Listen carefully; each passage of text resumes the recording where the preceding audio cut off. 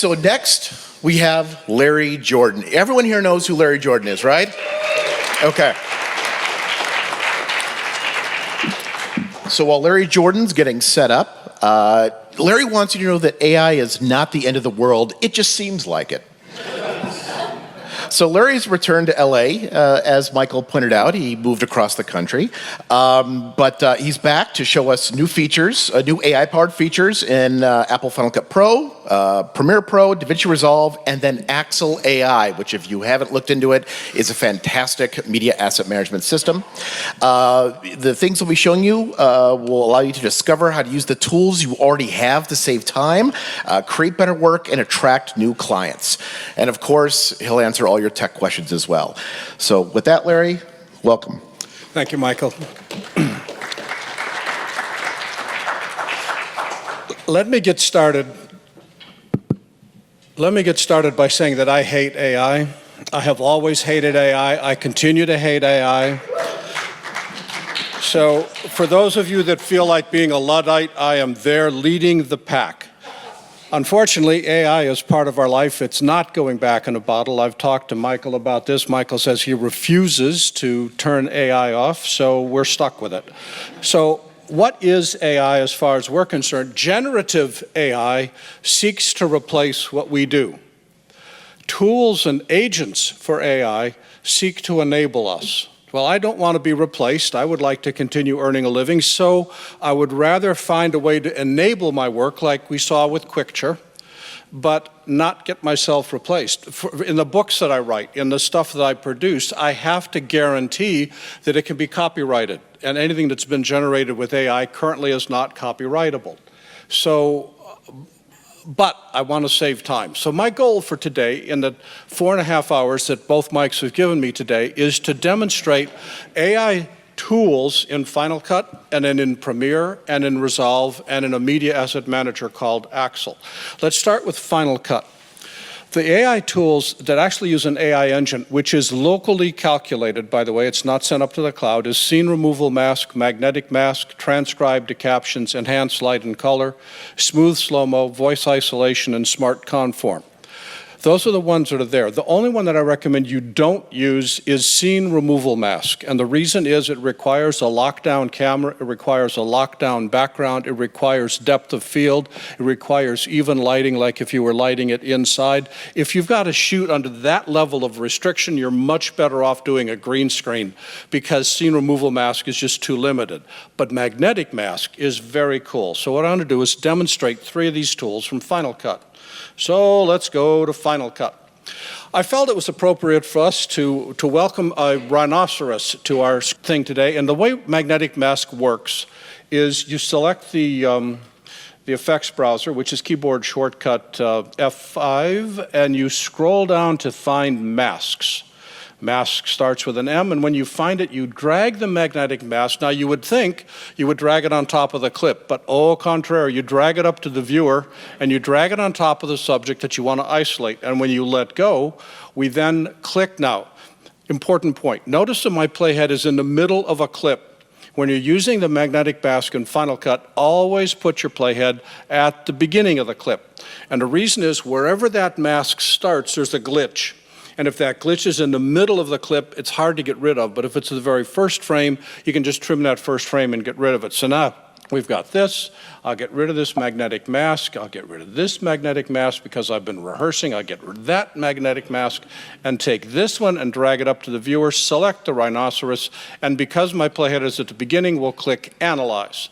It then goes through and quickly analyzes the entire clip, separating the rhinoceros from the background. Now, while we're doing this, I just want to remind you the reason that we are creating this, that this is a very lonely rhinoceros who has been working very hard in the zoo and needs to have a vacation. And the rhinoceros needs to go to the ocean and have a seaside vacation to relax from the role of being a rhinoceros. So we are going to put this rhinoceros in a seaside location. Now we're done analyzing, we click the word done, and poof, the rhinoceros is in a seaside location, except the lighting is wrong, so we'll just go up to the color panel, go to the effects, and just it's a exposure issue. We'll pull the mids down, we'll pull the highlights down right about there. And then the rhinoceros, what blows me away is how well placed those feet are. With the surf coming in, it enjoys the sun and the shadow and everything is just great. But I can hear you say, this is not what I want to do. No, I can hear you say instead that you want to take and identify the rhinoceros using either 2D or 3D text. But you, unlike most people, are not someone who wants to do just something simple. You want something which is complex and challenging. So what we want to do is put the text behind the rhinoceros. Now, for those of you that have ever tried to put text behind a rhinoceros, it's a life-altering experience. So instead, we're going to turn on this clip. It's a duplicate of the background, so the layer 1 and layer 3 are exactly the same clip. We'll grab magnetic mask, drag it on top of here. No, we won't do that either. We're going to go back to here, and we're going to get rid of that magnetic mask. We're going to drag it up on top of here, and then we're going to analyze it. And yes, I'm doing it from the beginning, from the middle, and life is tough. We'll just move from, oh, and I picked that up. Stupid machine. Whoever invented this software is what I want to know. This is just ridiculous. So we're going to drag and select the clip, drag magnetic mask up, select the rhinoceros, analyze this stupid thing, and get this thing to finish up, because Michael's going to take all my time away, and I got to show you one other thing. So I keep telling people that any Apple Silicon system is fast enough to edit video, and that's an absolutely true thing, but no system, I don't care who makes it, is fast enough to render fast enough. At best, it just renders. So, all right, so now we've got, come on, hurry up, people are watching. So we've got this done. We then isolate it, and because the foreground is on the top layer, the background is on the bottom layer, if I didn't screw this up, the text will fly in behind our missing rhinoceros. Let us ignore the fact that the rhinoceros is not actually there, and just trust the fact that the text is behind the rhinoceros, because there's other stuff I have to show you. One thing that is really bothersome is when you're on location and you're recording audio and there's noise in the audio. For instance, here, Paul, we're standing by. That's considered poor audio, so I want to get rid of that. And a new feature inside Final Cut is called voice isolation. It uses AI to analyze your audio and make it sound better. So we're going to turn voice isolation on and just crank this up a bit. And let's see if we can clean that up. Paul, we're standing behind the scenes of the So that's with voice isolation. Apple booth here. That's without voice isolation. No having to do a special noise print, no hum removal, none of that stuff that we had to go through in the past. We just enable voice isolation and let it do its thing. Hear it. And that's not what I want its thing to be. NAB. That's what I want to have it sound like. Now, the other thing that we can do, a quick note, is there's a thing called Smart Conform inside Final Cut. And what that does is that it takes a horizontal project and converts it to vertical. There's two different ways that we can do this. Final Cut does it one way, Resolve does it another, and they both have problems, or they're both wise. What Final Cut does, if I select this, Command-J, go up here and change the setting from horizontal to vertical, and then set this to 1920, 1080. Because of the way spatial conform works, it squeezes the entire picture to fit inside the frame.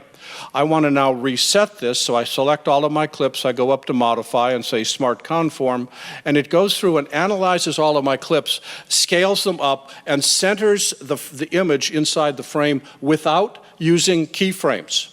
Which means that if the person's moving around inside the frame, the background remains stationary. If I do that inside Resolve, Resolve centers on the nose, and the nose stays in the frame, but the background is whipping all over. Now, if you've got a person that's marching back and forth on the stage, then you want the Resolve form. But if you get whiplash from watching the background changes because the person's moving your head, you want the Final Cut version. There's no right version, it's just simply the fact that you have the option. Now here it's automatically converted that from a horizontal to vertical. The only difference here is that in Resolve, Resolve makes a duplicate of the sequence, and Final Cut replaces the existing sequence. So if you're doing it in Final Cut, duplicate the sequence before you do anything else. So let's take a look quickly at Premiere. If we look at Premiere, tools in Premiere are media intelligence, speech-to-text, text-based editing, which is wicked cool, caption translation into multiple languages, and generative extend, which is mind-bending, as well as the rest of these, which I don't have time to demo. If we take a look at each of these, what I want to show you first in Premiere is this feature called Media Intelligence. Media Intelligence is this icon way up here in the corner, the most obvious possible place to put it, which is right here. And it opens up a window, and I want to find footage based upon entering a description in text, like winter sun, S-U-N. And notice there, it found a file that is already inside my project using a text description, yet in the file name, the word winter and sun don't appear. There's no metadata that says winter sun. It's mapping, it's called contextual search. It's describing the shot and allowing me to search for it. Or here, I've got winter sun, or here, I've got winter sun. So I'm able to use media intelligence to search clips that are inside the project, but it doesn't allow me to search clips which are not yet imported into the project.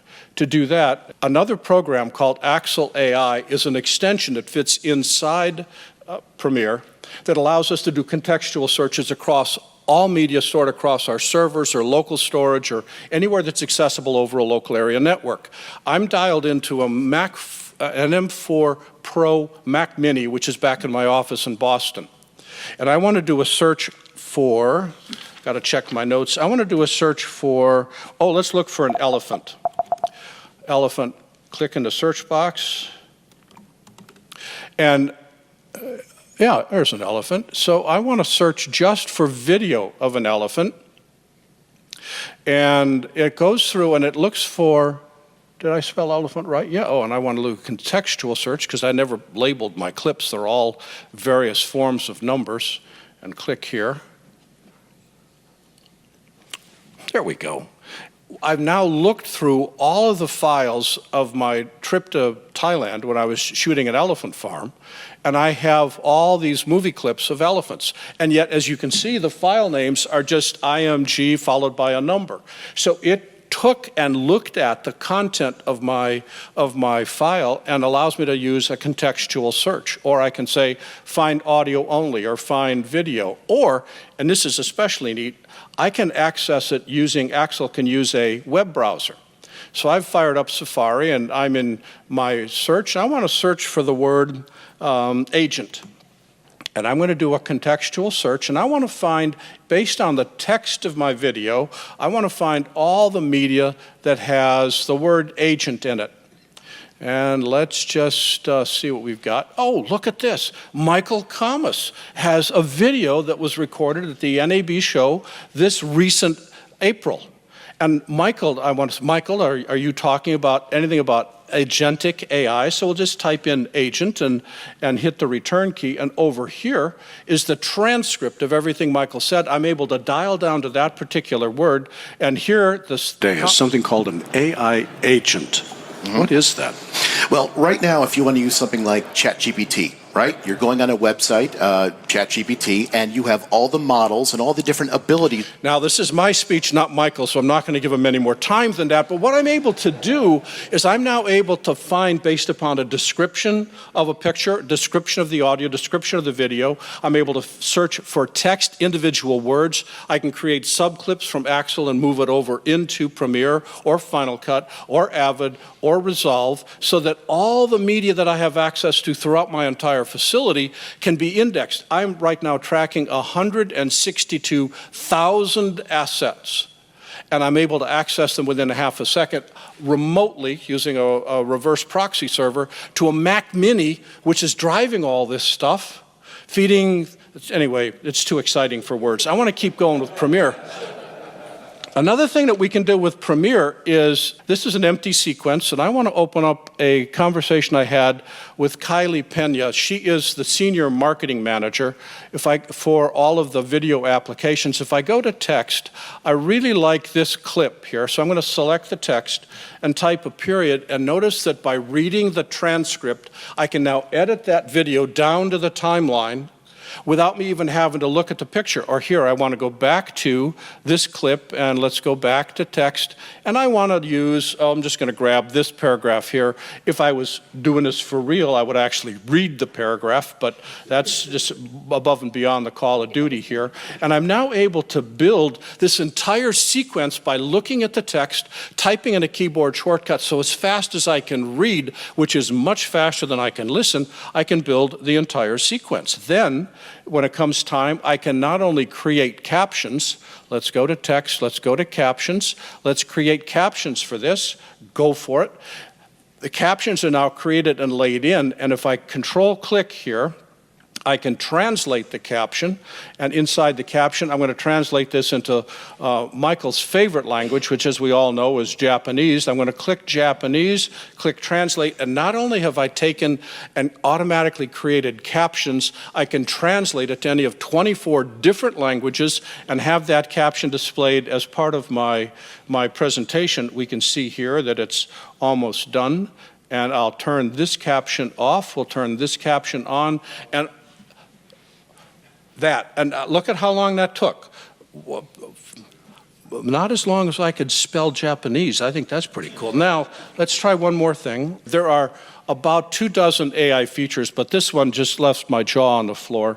This one is a scene of a woman arranging a flower, and she takes a sniff of it, and the shot ends. Because I only have a few minutes, the process of generative AI requires me to select this tool here, stretch the end of a clip up to 2 seconds for video, 10 seconds for audio, send it up to the cloud where Adobe Firefly will generate the video, and the entire process, because I've timed it, takes 2.5 minutes, which I don't have. So what I'm going to do instead is I've already generated it. We'll turn this on. We are watching the bottom clip. The top clip shows where reality ends, and then the generative AI kicks in. Now, AI, and we're done. If you have that one shot where you just need 20 seconds more to put the dissolve in, we can now stretch it up to 2 seconds and have it automatically generated. It's just amazing. Now, let's move on to Resolve, because otherwise all of our Resolve people are going to be really depressed. So there's 8 gajillion features of AI in Resolve, some of which are not yet shipping. This is Resolve 20. Beta 4, and there's a few things that are not yet turned on, but I want to illustrate those which are in blue. Let's start with animated subtitles. Now, you've seen animated subtitles all of the last 5 years because TikTok and CapCut are awash in them, and Resolve was feeling lonely and left out, so it decided, I want to do this too. So let's just go over here and turn on animated subtitles. I have speech-to-text inside. By the way, this requires the studio version, not the free version, so you guys are going to have to pony up and spend the money to get this. Anyway, I've got the captions. I'll get right to the... Thank you very much. It's good to know, but I want to animate them. They have to look cool. So I'm going to go to the effects panel. I'm going to select titles. I'm going to scroll way the heck down to where it says animated. I'm going to grab Lollipop and just drag it right over here. Exciting stuff. First, what have you got that's new for the show? You're going to be surprised to find out that I have a lot of new things. No.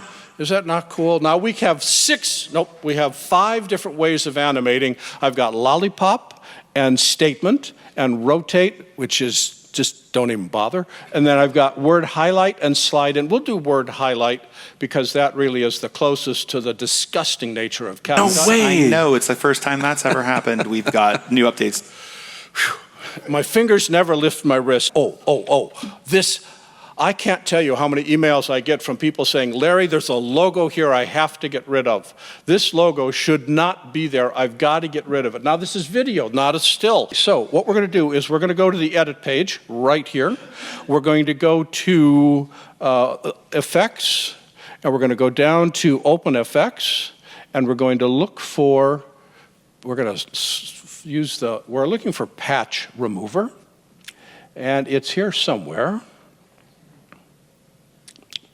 if they had a search in here, it'd be a whole lot easier. Just type the word patch, Larry, and shut up.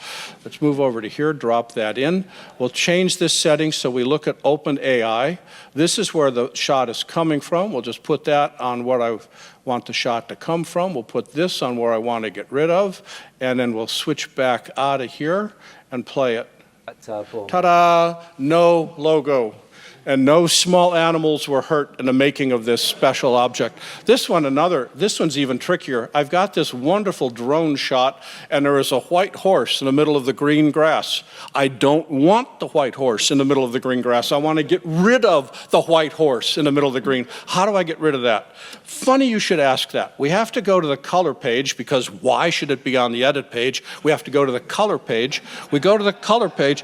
You know, it's not your fault, really, okay? Just so you know, we want to put a mask in place. So we're going to click on one of these incredibly incomprehensible tiles down here that says window. We're going to select this, and we're going to click on an ellipse, and we're going to highlight.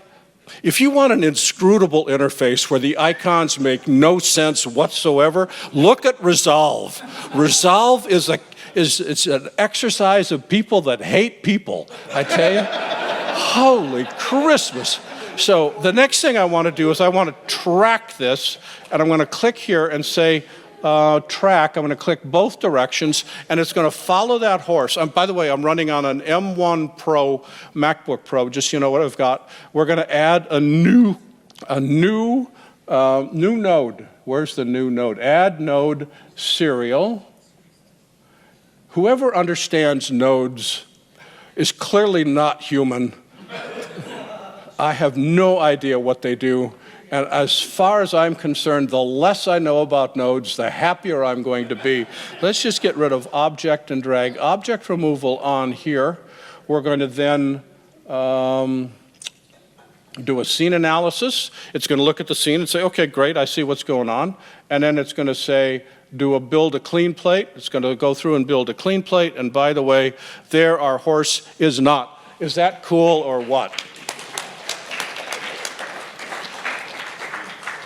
There is a magic mask inside of Resolve. It's okay. It's not great. The mask inside Final Cut is better. There is a multicam smart switch which requires rendering. I'm going to try to show it to you, and I'm going to be done in 3 minutes. Oh, 5? I'll slow down. So let's go back to the edit page, and we're going to go to multicam smart switch. This is a multicam clip. And let's just turn this off, and let's just turn this off. This may or may not work, my children, because I can't remember how it works. If I control-click on this, notice down here it says multicam smart switch, very much like QuickChir. Where QuickChir is doing its edits based upon the soundtrack. They're doing a transcript, but basically it's all audio-based. We're doing a multicam edit based upon audio. I'm going to take the defaults, click through here, and notice that quickly it is sliced up a multicam clip by speaker. Now, the question is, can I actually show the finished version? And I may or may not be able to do that. But suffice it to say, as you look down here, every time that somebody else talks, it cuts to that multicam angle. It actually has to go up to the cloud, it actually has to think, and it's actually going to take about 4 minutes to do, and I don't have that much time, so I did the analysis ahead of time just to be able to show you how this works. But that is also very cool. Another thing that I love, I'm a big fan of audio, so a lot of times we want to be able to build a multi-track audio, but I've got everything built into a single clip. If I go here inside the Fairlight page and say AI Tools, checkerboard new tracks, it automatically splits the audio so each speaker is now on their own track. You can apply EQ and dynamics based upon each speaker. This also requires calculating of AI, but it takes less than a minute to do. It's about real time in terms of calculation. None of you are ever so gauche as to try to edit based upon the beat of the music. I mean, heaven forbid you try to hit the beat. And if you've got music like this, where's the beat? Beats the heck out of me. Right mouse click on this, on a clip,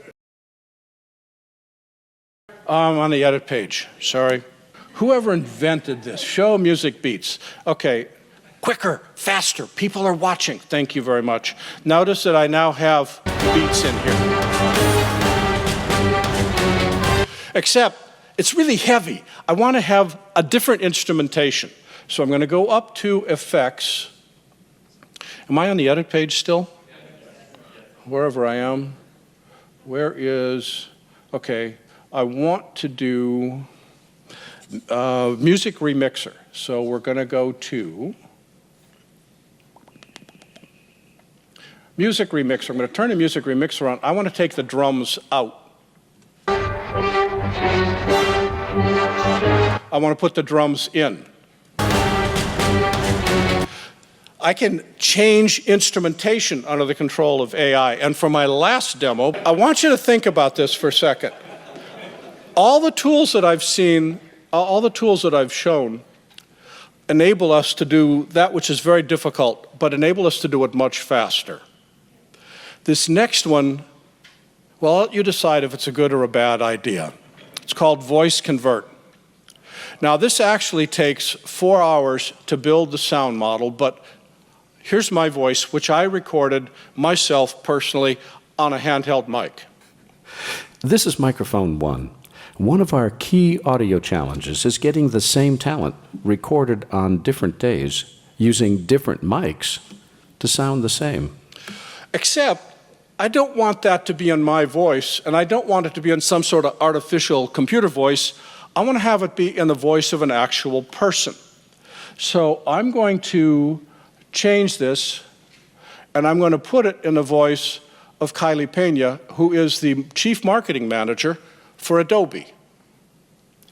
It now renders the audio. This is microphone 1.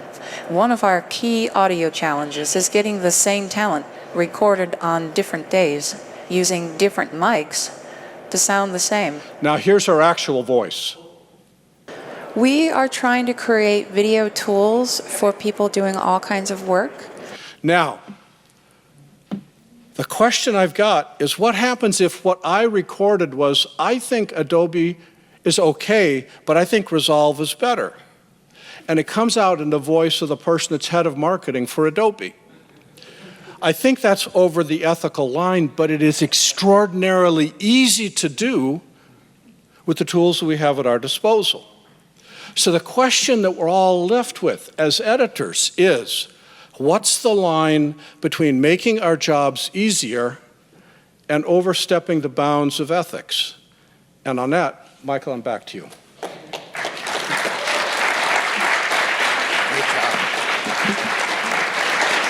Can we bring the house lights up, please?